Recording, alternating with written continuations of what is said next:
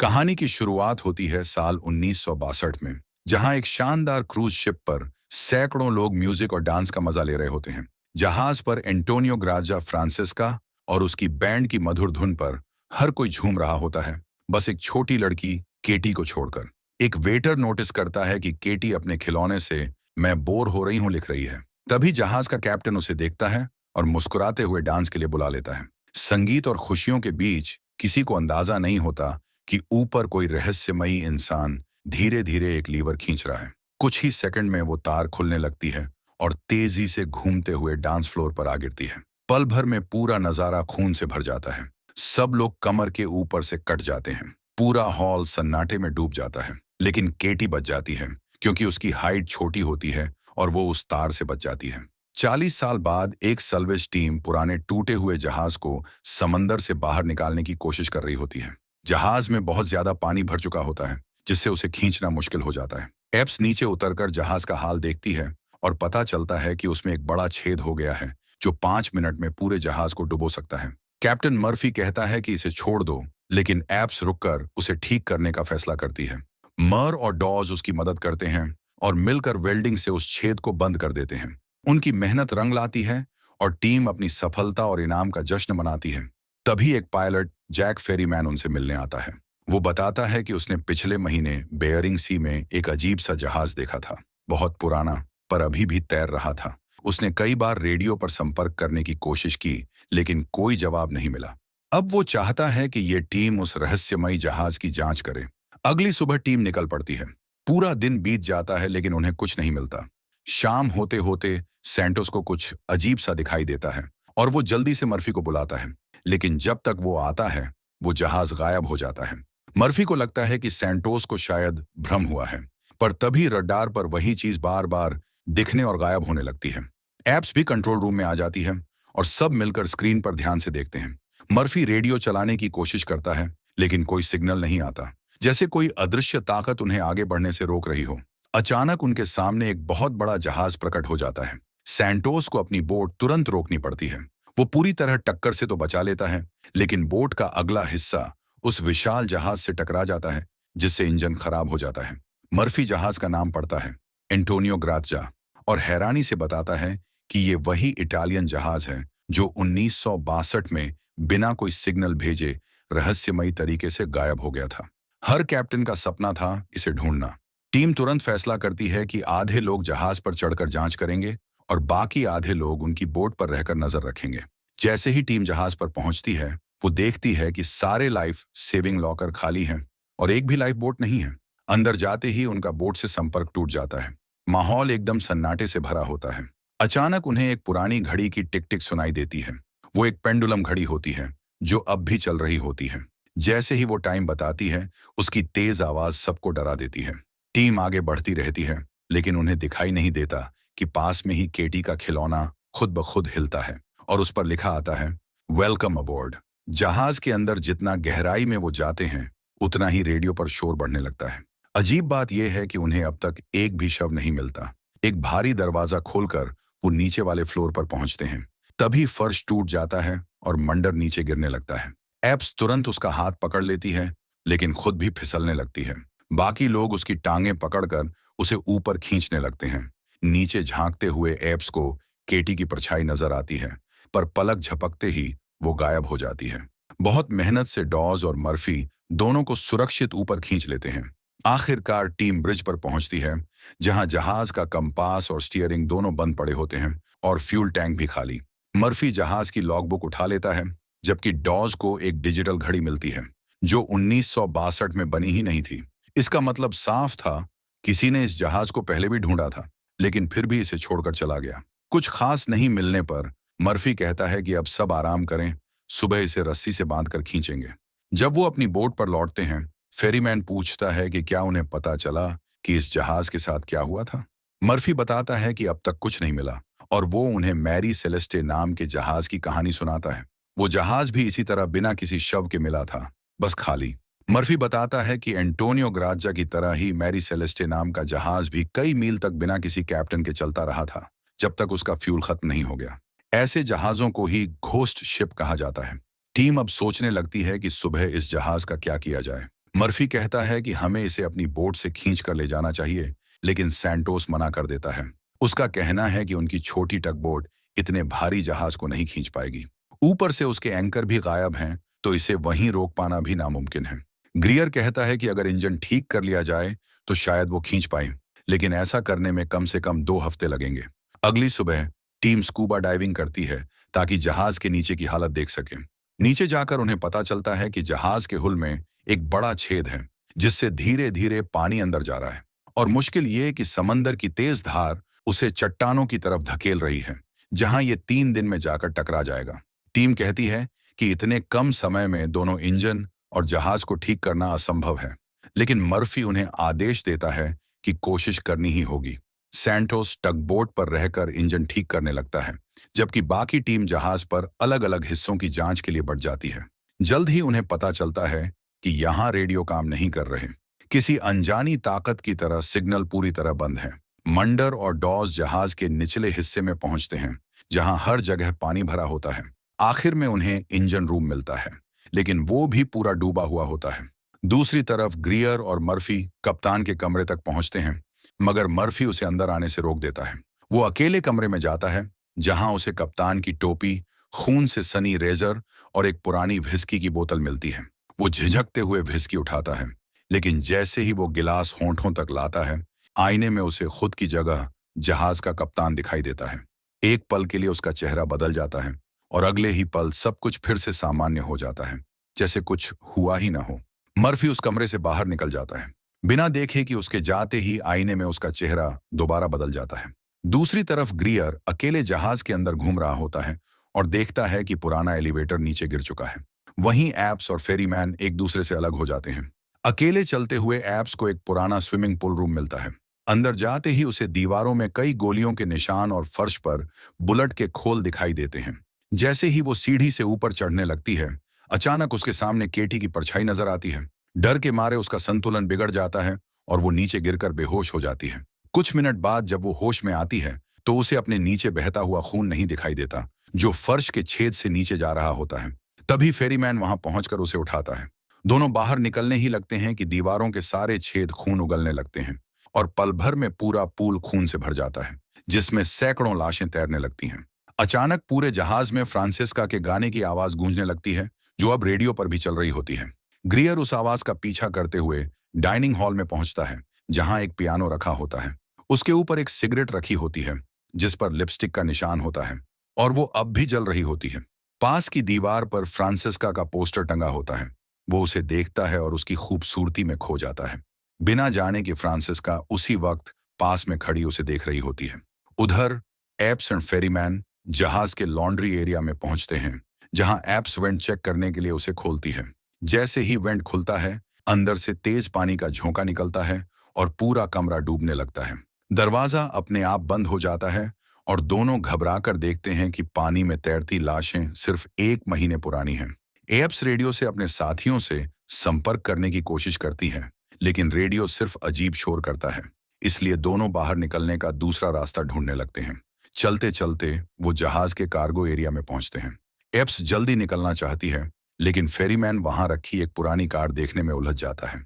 उसी समय एप्स को एक डाक के थैलों के ढेर के नीचे कुछ हिलता हुआ नजर आता है। वो पास जाकर उसे लात मारती है, तो वहां से चूहों का झुंड बाहर भागता है और उनके पीछे से सोने की ईंटों से भरा बॉक्स निकल आता है। वो खुशी से बाकी टीम को बताने की कोशिश करती है, लेकिन रेडियो से सिर्फ शोर आने लगता है और फिर अचानक एक ठंडी सी आवाज एप्स का नाम पुकारती है। यहाँ बहुत ठंड है, एप्स। जहाज का माहौल और भी डरावना हो जाता है, जैसे मरे हुए लोग अब जाग रहे हों। एप्स और फेरीमैन जहाज के अंदर गैली एरिया रसोई की तरफ बढ़ते हैं। एप्स जिज्ञासा से फ्रिज खोलकर अंदर झांकती है, लेकिन तभी अंदर लटकी हुई कुछ चीजें अचानक हिलने और चिल्लाने लगती हैं। डर के मारे वो चीखते हुए बाहर भाग जाती है। बाहर पहुंचते ही उसे पता चलता है कि ये सब मंडर और डॉज की शरारत थी। कुछ देर बाद पूरी टीम कार्गो होल्ड में इकट्ठी होती है, ताकि बाकी बचे बक्से खोले जा सकें। जैसे ही वो एक एक कर बक्से खोलते हैं, सब हैरान रह जाते हैं। अंदर सोने की ईंटें भरी होती हैं। पूरी टीम खुशी से झूम उठती है, पर ग्रियर थोड़ा शक में पड़ जाता है। उसका कहना है कि इतना सोना जरूर किसी बीमा के तहत था। डॉज बताता है कि इन ईंटों के निशान घिसे हुए हैं, ताकि उन्हें ट्रेस न किया जा सके, यानी ये चोरी का सोना है। मंडर कहता है कि इससे शायद 1962 की घटना समझ आती है, लेकिन हमें तो अब नई लाशें भी मिली हैं। मर्फी सबको समझाता है कि इंटरनेशनल वाटर में जो चीज मिलती है वो खोजने वाले की होती है, इसलिए सब फैसला करते हैं कि जहाज छोड़कर सिर्फ सोना लेकर निकलना ही बेहतर रहेगा। अब टीम सोना पैक करने लगती है, जबकि ग्रियर और सैंटोस वापस अपनी टग बोट पर लौटते हैं ताकि इंजन की मरम्मत पूरी कर सकें। लेकिन तभी इंजन रूम में रखा एक गैस टैंक अपने आप खुलने लगता है। उसी समय केटी जहाज पर मौजूद होती है और उसे कुछ गलत महसूस होता है। वो एप्स को चेतावनी देने की कोशिश करती है, पर एक दूसरी आत्मा उसे जोर से पीछे धकेल देती है। उधर ग्रियर टगबोट का इंजन स्टार्ट करता है और तभी एक भयानक धमाका होता है। पूरी इंजन रूम आग की लपटों में घिर जाती है। पास ही मौजूद मंडर और फेरीमैन किसी तरह कूदकर जान बचा लेते हैं। सैंटोस का शरीर आग में जल उठता है और वो भी पानी में छलांग लगा देता है, लेकिन तभी टगबोट का दूसरा हिस्सा भी फट जाता है। धमाके की जोरदार लहर से एप्स जहाज से पीछे फेंक दी जाती है। वो गिरते ही तुरंत पानी में कूदकर अपने साथियों को बचाने के लिए दौड़ पड़ती है। वो ग्रियर को किसी तरह बाहर निकाल लेती है और फेरीमैन मंडर को बचा लेता है, लेकिन सैंटोस कहीं नहीं मिलता। दूसरी तरफ केटी ऊपर जहाज से ये सब कुछ खामोशी से देखती रहती है। उसकी आंखों में गुस्सा और दर्द दोनों झलकते हैं। जब पूरी टीम अब उस डरावनी जहाज पर रात गुजारने के लिए मजबूर होती है, डॉज सैंटोस की मौत का इल्जाम फेरेमन पर लगाता है कि उसने इस जहाज के बारे में रिसर्च नहीं की थी। गुस्से में वो उससे लड़ने की कोशिश करता है, लेकिन ग्रीर बीच में आकर उसे रोक लेता है। एप्स कहती है कि हमें जहाज को ठीक करना चाहिए ताकि हम इसे चलाकर घर लौट सकें, या कम से कम तब तक जिंदा रह सकें जब तक कोई हमें बचाने नहीं आता। लेकिन इस बात पर सबके बीच झगड़ा हो जाता है और ग्रीर गुस्से में मंदिर को मुक्का मार देता है। इसके बाद दोनों को अलग अलग कमरों में ले जाकर शांत किया जाता है। दूसरी तरफ आधी रात को केटी को स्विमिंग पूल के पास नाचते हुए देखा जाता है। वहीं किचन में डॉज और मंदिर कुछ पुराने डिब्बे खोलते हैं और हैरान रह जाते हैं जब उन्हें पता चलता है कि अंदर का खाना अभी भी ठीक है। लेकिन उनकी खुशी कुछ ही पलों में खत्म हो जाती है जब उन्हें खाने में कीड़े नजर आते हैं। उधर एप्स पुराने यात्रियों की लिस्ट देखती है और उसमें केटी का नाम पाती है। लिस्ट में लिखा होता है कि वो अकेले सफर कर रही थी। अब एप्स को उसका कमरा नंबर मिल जाता है और वो उसे ढूंढने निकलती है। तभी अचानक सारे दरवाजे अपने आप बंद हो जाते हैं, सिवाय एक के जो धीरे धीरे खुलता है। एप्स डरते हुए उस कमरे में दाखिल होती है। अंदर उसे कुछ गुनगुनाने की आवाज सुनाई देती है। कमरा केटी के सामान से भरा होता है, लेकिन जब एप्स अलमारी खोलती है तो उसके होश उड़ जाते हैं। अंदर केटी की लाश पड़ी होती है। थोड़ी देर बाद एप्स को उसके शरीर से एक लॉकेट मिलता है जिसमें केटी के माता पिता की तस्वीरें होती हैं। तभी केटी का भूत उसके पास आता है और कहता है, इसे बंद मत करो, मैंने उन्हें सालों से नहीं देखा। एप्स उसे लॉकेट लौटाने की कोशिश करती है, लेकिन वो केटी के हाथ के आर पार चला जाता है और एप्स समझ जाती है कि वो सच में एक भूत है। केटी उसे बताती है कि यहाँ सबकी आत्माएं फंसी हुई हैं और जब वो अपनी आत्माओं की गिनती पूरी कर लेगा तो सबकी आत्माएं निगल ली जाएंगी।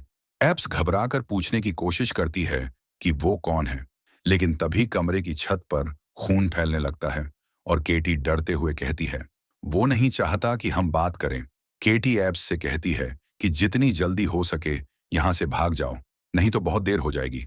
ये कहकर वो चीखते हुए अचानक गायब हो जाती है।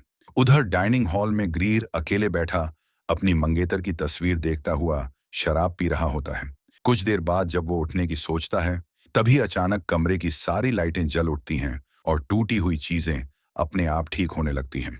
कुछ ही पलों में पूरा हॉल बिल्कुल नया और चमकदार दिखने लगता है।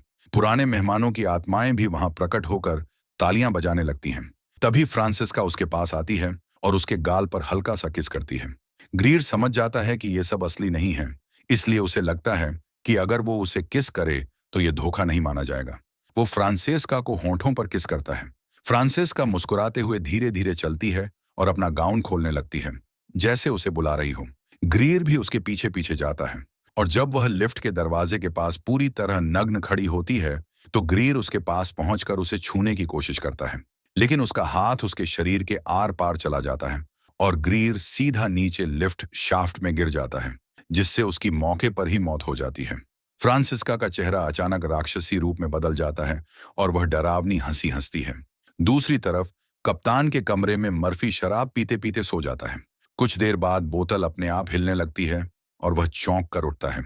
उसके सामने पुराना कप्तान खड़ा होता है और उसे एक और ड्रिंक ऑफर करता है। साथ ही वो मर्फी को एक नोटबुक देता है जिसमें लॉरेलाई नाम की जहाज की तस्वीरें होती हैं। वही जहाज जिसे मर्फी ने उस वक्त बचाया था जब एंटोनिया ग्राजा गायब हुई थी। तस्वीरों में वही सोने के बक्से नजर आते हैं जो अब इस जहाज पर हैं। मर्फी कहता है कि लॉरेलाई में कोई भी जिंदा नहीं बचा था, लेकिन कप्तान उसे सही करता है और एक तस्वीर दिखाता है जिसमें एकमात्र जिंदा बचे इंसान को देखा जा सकता है। और उसे देखकर मर्फी के होश उड़ जाते हैं। डरे हुए मर्फी बाकी लोगों को ढूंढने निकलता है।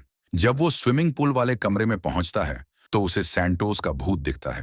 वो भागने की कोशिश करता है, लेकिन सैंटोस बार बार उसके सामने आकर कहता है, मेरी मौत की वजह तुम हो।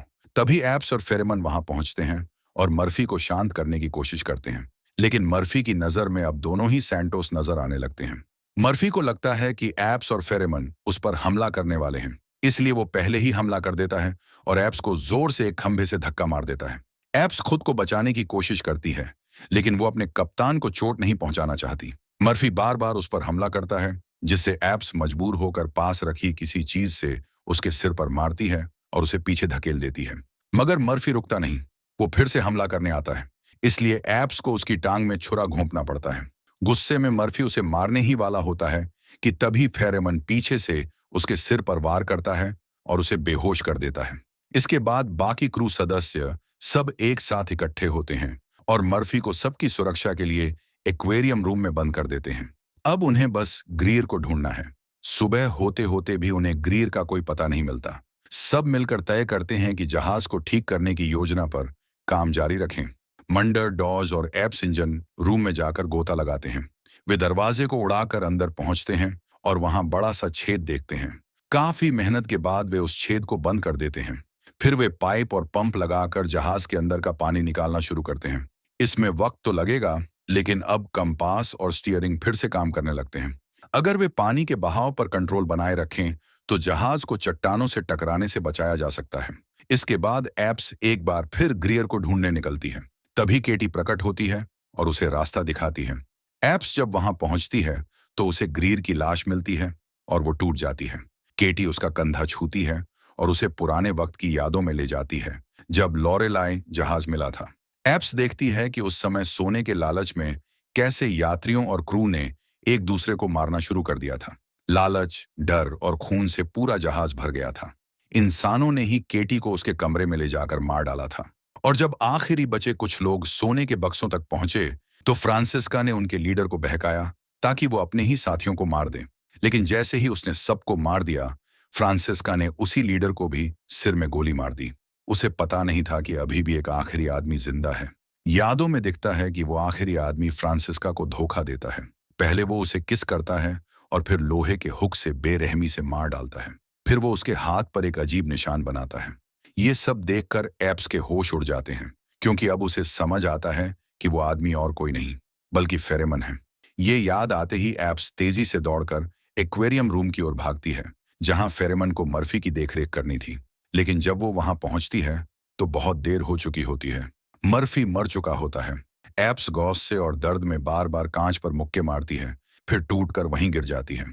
इधर इंजन रूम में पाइप बंद हो जाने से पानी रुक जाता है। मंडर उसे ठीक करने के लिए नीचे गोता लगाता है, जबकि डॉज जहाज के ब्रिज पर जाकर कंट्रोल संभालता है। तभी एप्स वहां पहुंचती है और उसे मर्फी की मौत के बारे में बताना चाहती है, लेकिन तभी फेरेमन भी कमरे में आ जाता है। एप्स तुरंत बात बदल देती है और कहती है कि हमें अभी के अभी जहाज छोड़ देना चाहिए। वो नीचे जाकर रास्ता देखने का जिम्मा लेती है और डॉज से कहती है कि वो और फेरेमन एक दूसरे पर नजर रखें। जाने से पहले वो डॉज को एक बंदूक भी देती है। उधर मंडर पानी में पाइप ठीक कर रहा होता है। तभी उसे महसूस होता है कि उसके पैर कहीं फंस गए हैं। असल में जहाज के गियर अपने आप घूमने लगते हैं और मंडर को अंदर की तरफ खींचने लगते हैं। वो पूरी ताकत से छूटने की कोशिश करता है, लेकिन मशीनें बहुत भारी होती हैं और कुछ ही सेकंड में उसे कुचल देती हैं। जब एप्स वहां पहुंचती है तो पानी में फैला खून सब बता देता है। ब्रिज पर फेरेमन बाहर निकलने की कोशिश करता है, लेकिन डॉज उसका रास्ता रोक लेता है और बंदूक तान देता है। फेरेमन उसे गालियां देकर भड़काने लगता है और डॉज आखिरकार डर और गुस्से में गोली चला देता है। फेरेमन जमीन पर गिरता है और डॉज को लगता है कि वो मर गया है, लेकिन असल में वो अब भी जिंदा है। दूसरी तरफ एप्स नीचे विस्फोटक सेट कर रही होती है ताकि जहाज को उड़ाया जा सके। तभी वहां डॉज आता है और कहता है कि फेरेमन अब नहीं रहा। एप्स उसे सावधान करते हुए कहती है कि इतना यकीन मत कर। वो बताती है कि वो इस जहाज को हमेशा के लिए खत्म करने जा रही है। डॉज इस बात पर भड़क उठता है और दोनों में बहस शुरू हो जाती है। जब वो डिटोनेटर छीनने की कोशिश करता है तो एप्स पीछे हट जाती है। अब डॉज गुस्से में चिल्लाने और चीजें फेंकने लगता है। तभी एप्स को शक होता है, अगर डॉज सच में है तो उसने अब तक मंडर के बारे में पूछा क्यों नहीं। जैसे ही एप्स ये सवाल करती है, अचानक डॉज का चेहरा बदलने लगता है और वो असली रूप में आ जाता है। असल में वो फेरेमन ही होता है जिसने डॉज को मारकर उसका चेहरा ले लिया था। अब एप्स को सब समझ आता है। फेरेमन कोई इंसान नहीं बल्कि एक शापित आत्मा है जो अपनी जिंदगी में किए गए पापों की सजा काट रहा है। उस पर यह श्राप है कि जब तक वो काफी भ्रष्ट आत्माएं इकट्ठी नहीं करता तब तक उसे जहाज भरकर नरक भेजते रहना होगा। इसी वजह से केटी उसकी गिनती में नहीं आती क्योंकि वो निर्दोष थी। फेरेमन एप्स को ऑफर देता है, अगर वो जहाज को उड़ाने का प्लान छोड़ दे तो वो उसे जिंदा जाने देगा। लेकिन एप्स बिना डरे साफ मना कर देती है। जैसे ही वो विस्फोट करने वाली होती है, फेरेमन अपनी शक्ति से एक लोहे की बीम एप्स की तरफ फेंकता है। वो जमीन पर गिर जाती है और डिटोनेटर उसके हाथ से छूटकर पानी में चला जाता है। फेरेमन भी पानी में कूदता है और एप्स को बुरी तरह मारने लगता है। लेकिन एप्स भी हार मानने वाली नहीं होती। उसे पानी में एक क्रॉसबो दिखता है और वो उसी से फेरेमन के पैर में तीर मार देती है। फेरेमन दर्द से पीछे हटता है और तभी एप्स मौका पाकर तीर चलाती है। ये तीर सीधे डिटोनेटर पर लगता है। अगले ही पल जबरदस्त धमाका होता है जो पूरे जहाज को उड़ा देता है। फेरेमन आग में जलकर खाक हो जाता है और जहाज में फंसी सारी आत्माएं आजाद हो जाती हैं। एप्स टूटे हुए हिस्सों के बीच तैरती हुई ऊपर आती है और उसे केटी दिखाई देती है जो मुस्कुराकर उसे सुरक्षित रास्ता दिखाती है। वो आखिरी बार अलविदा कहती है और बाकी आत्माओं के साथ गायब हो जाती है। ऊपर समुद्र की सतह पर एप्स डूबते जहाज और आसमान में उड़ती आत्माओं की रोशनी देखती है। थोड़ी देर बाद एक रेस्क्यू शिप उसे बचा लेता है। कुछ समय बाद एप्स जमीन पर लौट आती है और जब उसे एम्बुलेंस में बिठाया जा रहा होता है तो उसकी नजर सोने के बक्सों पर पड़ती है और उसके पीछे खड़ा फेरेमन जिंदा और मुस्कुराता हुआ। एप्स चिल्लाने की कोशिश करती है लेकिन तभी एम्बुलेंस के दरवाजे बंद हो जाते हैं और इसी सीन के साथ ये फिल्म खत्म हो जाती है।